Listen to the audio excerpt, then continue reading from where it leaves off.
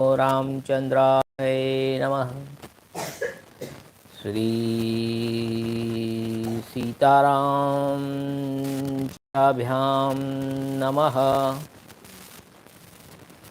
ओम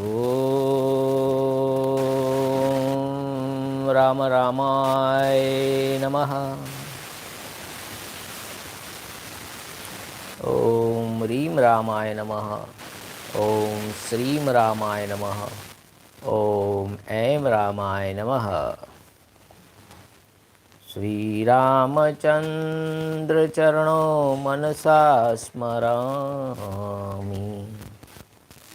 श्री रामचंद्र चरणो वचसा गृह्णामि।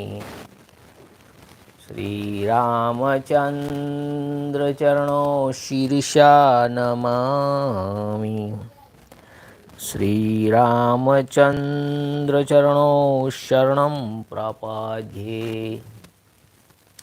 नमस्कार वडीलों मित्रों, मैं ठक्कर आशीष हैं आपका मेरी यूट्यूब चैनल ashishsir आशीष में हार्दिक स्वागत करता हूँ। This is the original Valmiki Ramayan narrated by Valmiki Rishi, the glory of Bhagwan Sri Ram. Jai Sri Ram, Jai Jai Sri Ram. Published by Gita Press Gorakhpur, and this is the episode number 230 Sundarkand और 5वां सर्ग हिंदी एवं English में एक साथ चल रहा है। This book is published by Gita Press Gorakhpur. अगर आप इस बुक को if you want to purchase this book online, so the Gita Press Gorakhpur have a website www.gitapress.org। उस पर आप मंगवा सकते हैं, बहुत नॉमिनल चार्जेस है।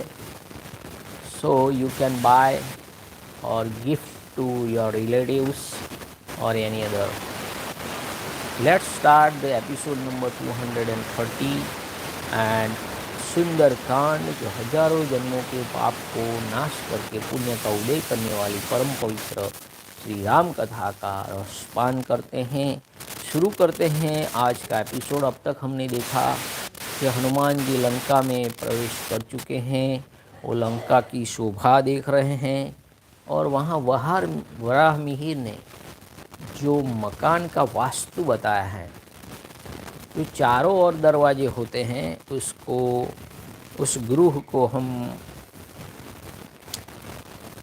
प्रत्येक दिशा में तो सर्वतोभद्र कहते हैं उसको। तो पहले के ज़माने की जो हवेलियाँ होती थी वो इस प्रकार की होती, चारों दिशा में द्वार होते।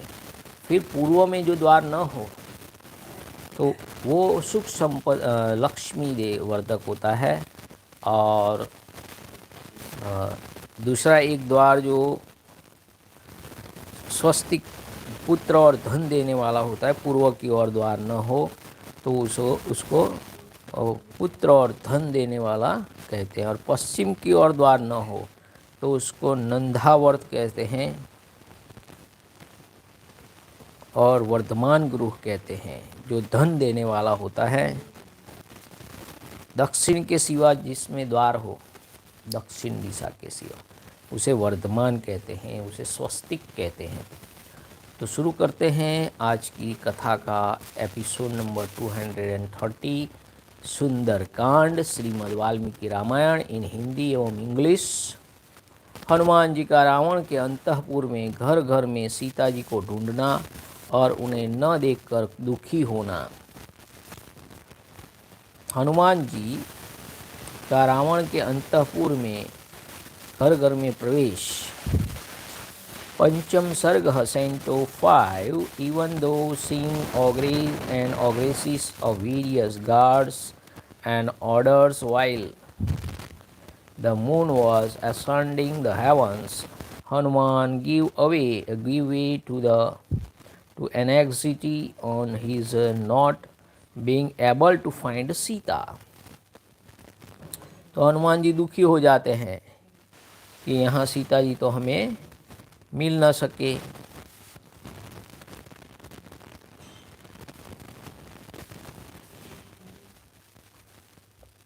तत्पश्चात बुद्धिमान हनुमान जी ने देखा, जिस प्रकार गौशाला के भीतर गौओं के झुंड में मतवाला सांड विचरता है, उसी प्रकार पृथ्वी के ऊपर बारंबार अपनी चांदनी का चंदोवा तानते हुए चंद्रदेव आकाश के मध्य भाग में तारिकाओं के बीच विचरण कर रहे हैं।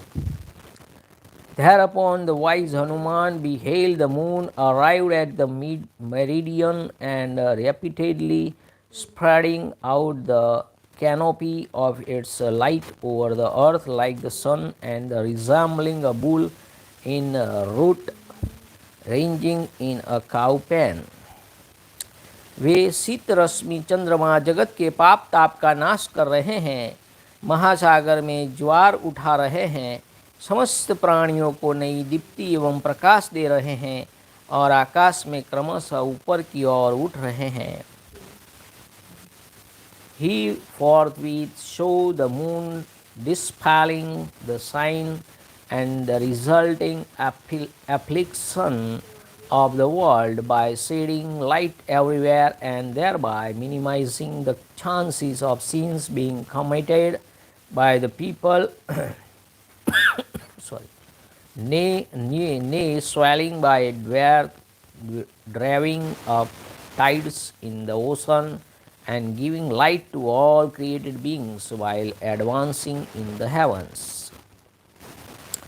भूतल पर मंद्राचल में, संध्या के समय महासागर में और जल के भीतर कमलों में जो लक्ष्मी जिस प्रकार सुशोभित होती है, वे ही उसी प्रकार मनोहर चंद्रमा में शोभा पा रही थी। The same splendor which is visible on Mount Mahendra on earth, which plays during evening on the sea, and which rests on a lotus in the water, shone forth in the delightful moon. जैसे चांदनी के पिंजर में हंस, मंद्राचल की कंदरा में सिंह तथा मदमत हाथी की पीठ पर वीर पुरुष शोभा पाते हैं, उसी प्रकार आकाश में चंद्रदेव सुशोभित हो रहे हैं।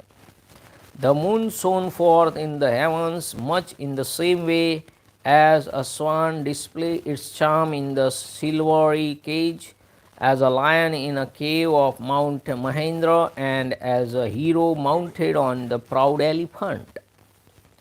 जैसे तीखे सिंग वाला बैल खड़ा हो, जैसे ऊपर को उठे शिखर वाला महान पर्वत श्वेत हिमालय शोभा पाता हो, और जैसे सुवर्ण जटित दांतों से युक्त गजराज सुशोभित होता हो, उसी प्रकार हरिणी के श्रृंग रूप चिन्ह से युक्त परिपूर्ण चंद्रमा छवि पा रहे थे। The full moon with its horn like a spot, fully developed, look exceptionally charming, like a bull with pointed horns, like the great white mountain Himalaya, so called because of its remaining clothed with snow, with its lofty peaks, and like an elephant with gold-plated tusk. जिनका शीतल जल और him रूपी पंख से संसर्ग दोष नष्ट हो गया है, अर्थात जो इनके संसर्ग में बहुत दूर है, सूर्य किरणों को ग्रहण करने के कारण जिन्होंने अपने अंधकार रूपी पंख को भी नष्ट कर दिया है, तथा प्रकाश रूप लक्ष्मी का आश्रय स्थान होने के कारण जिनकी कालिमा भी निर्मल प्रतीत होती है, वे भगवान ससलांछन चंद्रदेव आकाश में प्रकाशित हो रहे थे। The glorious moon, bearing the earth's shadow in the form of a hair-like figure in the bosom of its orb, whose stain in the form of cold water and forest, which are supported to have their origin in the moon. The storehouse of cold had been washed away due to the proximity to the equator, nay, by whom stain in the form of darkness had been wiped away through the reflection of the rays of the sun, the big star, and whose spot had turned resplendent through the wealth of its effulgence, shone brightly. जैसे गुफा के बाहर शीतलता पर शिलातल पर बैठा हुआ मृगराज सिंह शोभा पाता है, जैसे विशाल वन में पहुंचकर गजराज सुशोभित होते हैं तथा जैसे राज्य पाकर राजा अधिक शोभा से संपन्न हो जाते हैं, उसी प्रकार निर्मल प्रकाश से युक्त होकर चंद्रदेव सुशोभित हो रहे थे।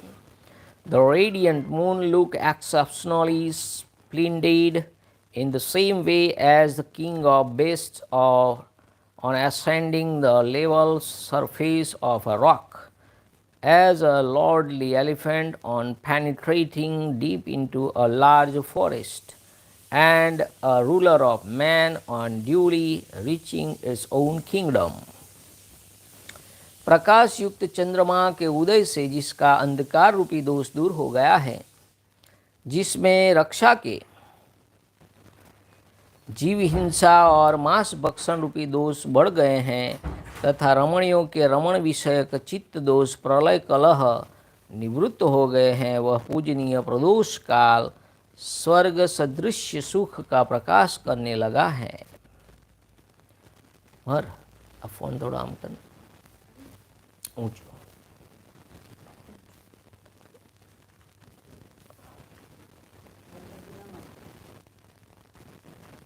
ओके,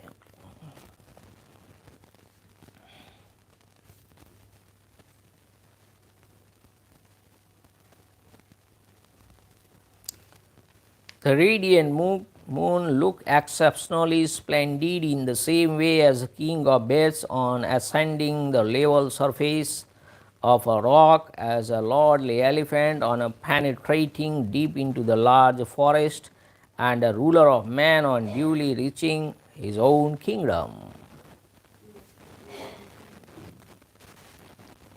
प्रकाश युक्त चंद्रमा के उदय से जिसका अंधकार रूपी दोष दूर हो गया है, जिसमें राक्षसों के जीव हिंसा और मांस भक्षण रूपी दोष बढ़ गए हैं तथा रमणियों के रमण विषय का चित्त दोष निवृत्त हो गए हैं, प्रणय और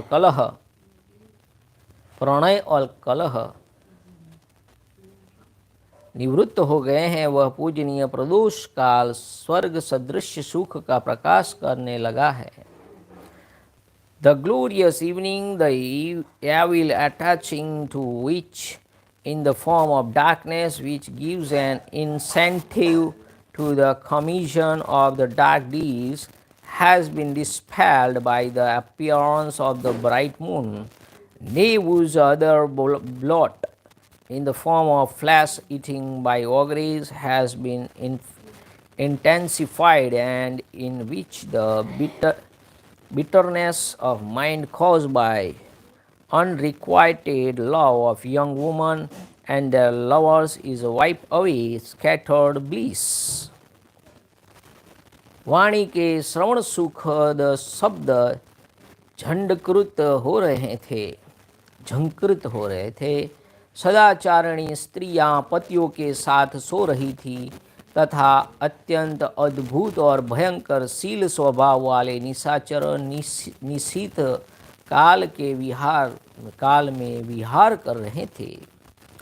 The strain of the lute, delightful to the ear, have started women of good moral, यानी कि सदाचारिणी स्त्री, the good moral character, are sleeping with their husbands, nay, ranger of the night too, of very strange and violent behavior, have likewise started disporting themselves. बुद्धिमान वानर हनुमान जी ने वहाँ बहुत से घर देखे, किन्हीं में ऐश्वर्य मद से मत निशाचर निवास करते थे, किन्हीं में मदिरापान से मतवाले राक्षस भरे हुए थे, कितने ही घर रथ घोड़े आदि वाहनों और भद्रासनों से संपन्न थे तथा कितने ही वीर लक्ष्मी से व्याप्त दिखाई देते थे। वे सभी गृह एक दूसरे से मिले हुए थे। The sagacious Hanuman beheld their mansion of arrogant and intoxicated augurs connected together, nay, crowded with chariot horses and seat of gold, and also full of fortune enjoyed by heroes. राक्षस लोग आपस में एक दूसरे पर अधिक आक्षेप करते थे, अपनी मोटी मोटी भुजाओं को भी हिलाते और डुला चलाते थे। मतवालों की सी बहकी बातें करते थे और मदिरा से उन्मत्त होकर परस्पर कटु वचन बोलते थे। The proud ogres railed at one another in profusion and even threw about their stout arms too in a bellicose spirit, uttered by wild and incoherent words, and insulted one another. इतना ही नहीं, वे मत वाले राक्षस अपनी छाती भी पीटते थे, अपने हाथ आदि अंगों को अपनी प्यारी पत्नियों पर रख देते थे, सुंदर रूप वाले चित्र का निर्माण करते थे और अपने सुदृढ़ धनुष को कान तक खींचा करते थे। Nay, the ogres smote their breast as a form of exercise and lovingly placed their hands and other limbs on the person of their beloved ones.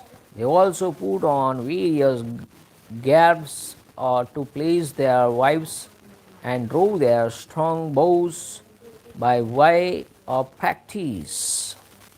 Hanuman ji ने यह भी देखा कि नायिकाएं अपने अंगों में चंदन आदि का अनुलेपन करती हैं, दूसरी वहीं सोती हैं, तीसरी सुंदर रूप और मनोहर मुख वाली ललनाएं हंसती हैं तथा अन्य वनिताएं प्रणय कलह से कुपित हो लंबी सांसें खींच रही हैं। Hanuman further observed that lovely women were applying sandal paste on their bodies, while others in those mansions were lying asleep, some with a lovely exterior and countenance were laughing, were still others who had been angered through love were hissing like an angry serpent. चिघाड़ते हुए महान गजराजों, अत्यंत सम्मानित श्रेष्ठ सभासदों तथा लंबी सांसें छोड़ने वाले वीरों के कारण वह लंकापुरी फुफकारते हुए सर्पों से युक्त सरोवर के समान शोभा पा रही थी।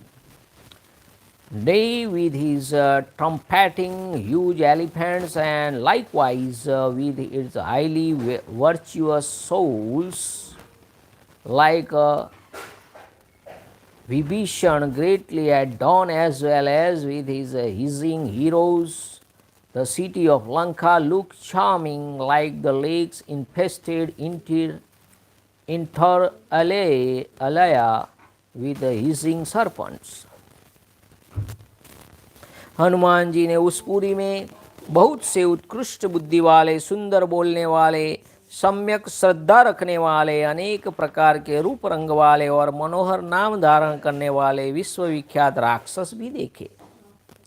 Hanuman beheld in that city Yatadhanas who were predominantly intellectual, who were sweet of expression, fully devout and preeminent in the world, nay, who were dressed in various grapes and were called by the charming names. वे सुंदर रूप वाले, नाना प्रकार के गुणों से संपन्न, अपने गुणों के अनुरूप व्यवहार करने वाले और तेजस्वी थे। उन्हें देखकर हनुमान जी बड़े प्रसन्न हुए। उन्होंने बहुतेरे राक्षसों को सुंदर रूप से संपन्न देखा और कोई कोई उन्हें बड़े कुरूप भी दिखाई दिए। He rejoiced to see the latter who were comely of form and endowed with many virtue, and who behaved in consonance with their virtue. Nay, he found those who were comely of form, even though some were mishapen, shining brightly. तदंतर वहाँ उन्होंने सुंदर वस्त्राभूषण धारण करने के योग्य सुंदरी राक्षस रमणियों को देखा, जिनका भाव अत्यंत विशुद्ध था। वे बड़ी प्रभावशालिनी थी उनका मन प्रियतम से तथा मधुपान से आसक्त था। वे तारिकाओं की भांति कांतिमती और सुंदर स्वभाव वाली थी। He then saw their work, women folk who were deserving of excellent attire and ornaments were exceedingly pure-hearted and dignified, whose mind was enormous of their beloved ones, as well as of the beverages who shone like stars and whose were of excellent disposition. Hanuman ji की दृष्टि में कुछ ऐसी स्त्रियां भी आई जो अपने रूप सौंदर्य से प्रकाशित हो रही थी। वे बड़ी लजीली थी और आधी रात के समय अपने प्रियतम के आलिंगन पास में इस प्रकार बंधी हुई थी जैसे पक्षिणी पक्षी के द्वारा आलिंगित होती हैं। वे सब के सब आनंद में मग्न थी। He further beheld some women who shone brightly with their wealth of beauty and character and were adorned with bashfulness, who were embraced at dead of night by their husbands like a female bird by their mates and were filled with excessive joy. दूसरी बहुत सी स्त्रियां महल की छतों पर बैठी थी।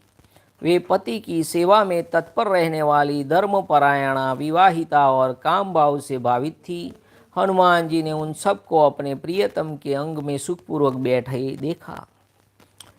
The wise Hanuman saw still other women who were highly esteemed in the eyes of their husband, were devoted to their duty towards their husbands, and had been lawfully married to them, and were possessed by love, perched on the roof of their mansion, and seated most comfortably in the lap of their beloved ones.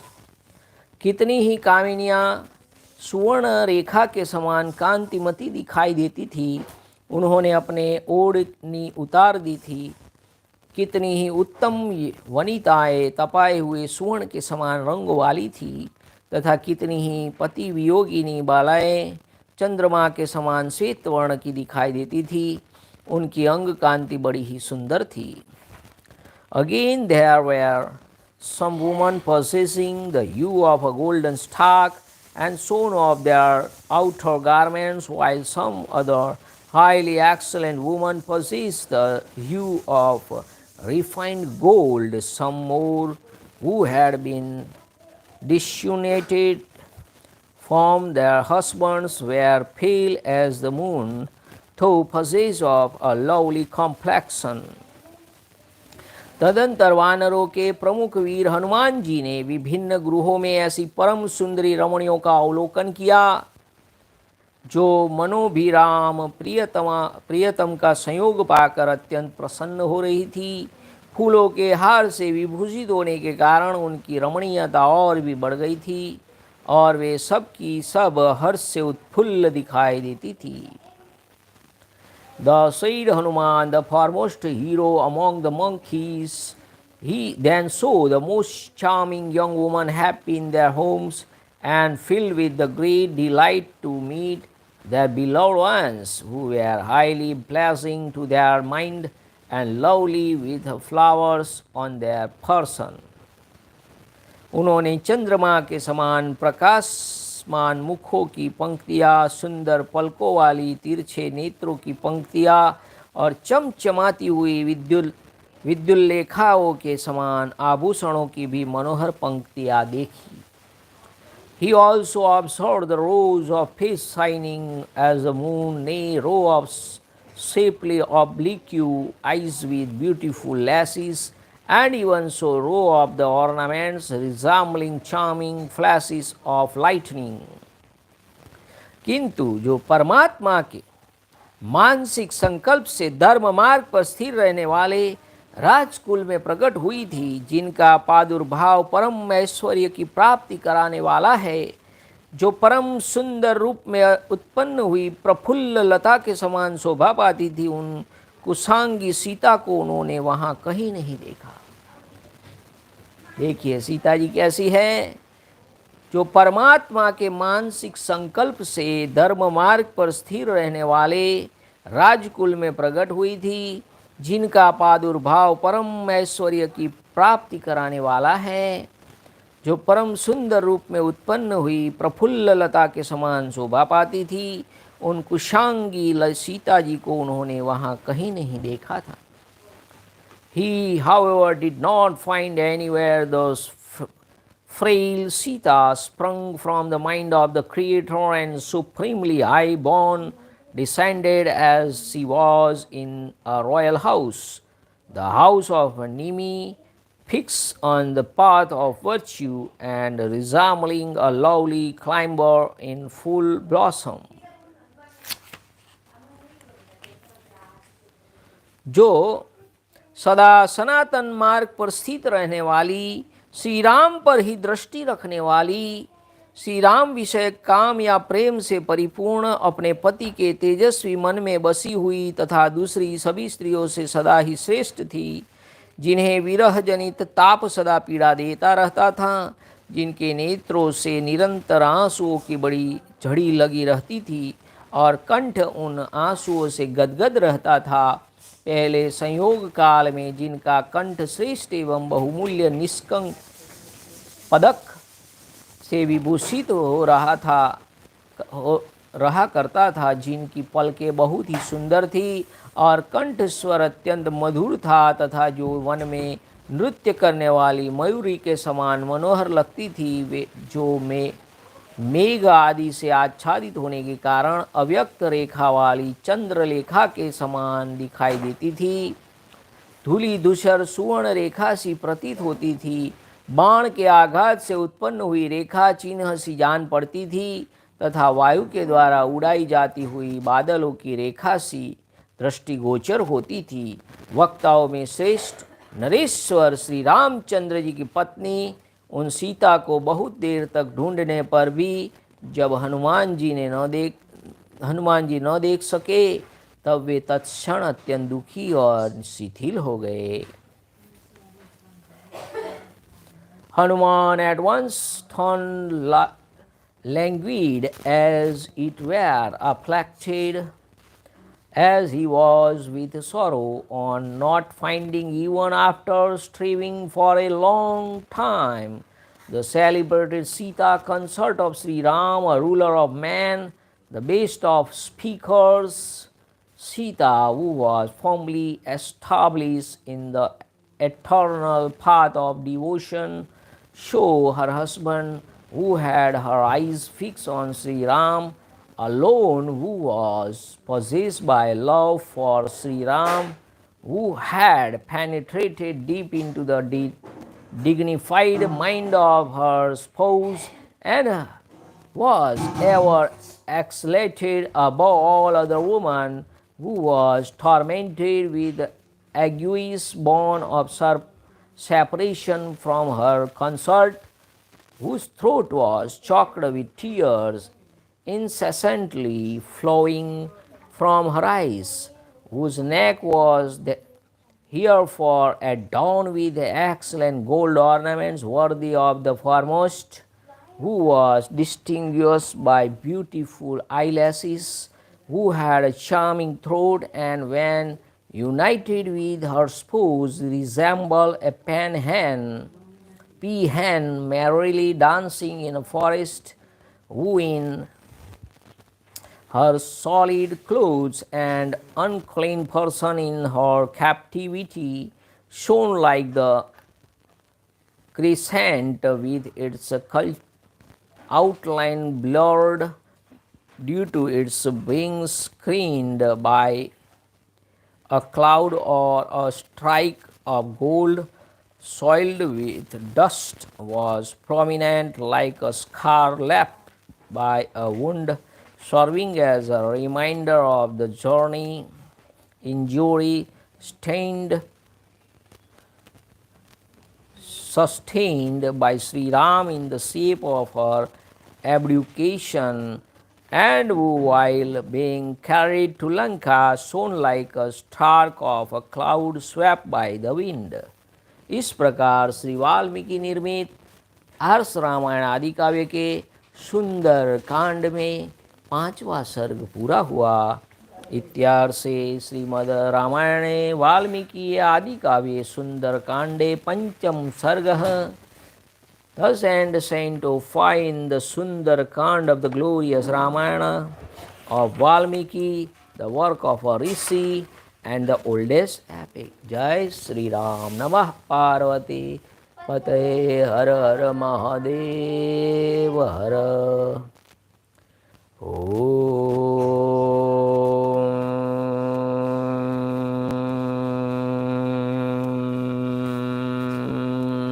नमो रामचंद्राय नमः।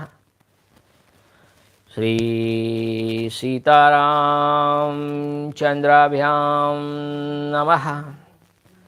ओम राम रामाय नमः। हरे राम राम राम हरे हरे, हरे कृष्णा कृष्णा कृष्णा हरे हरे। सिया राम जय राम, सिया राम जय सिया राम। रघुपति राघव राजा राम, पतित पावन सीताराम। श्री राम जय राम, श्री राम जय राम,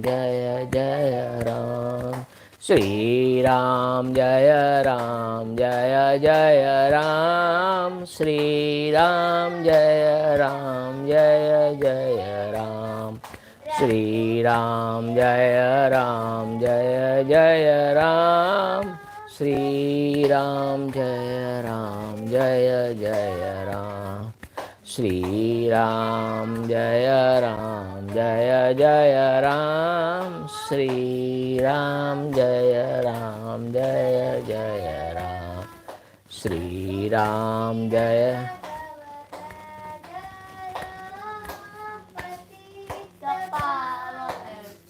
जय श्री राम, जय Shri Ram. Thanks for watching. Like, share and support. Thanks to this channel. Give thanks and support this channel. Thank you very much. Jai Sri Ram, Jai Maharaj.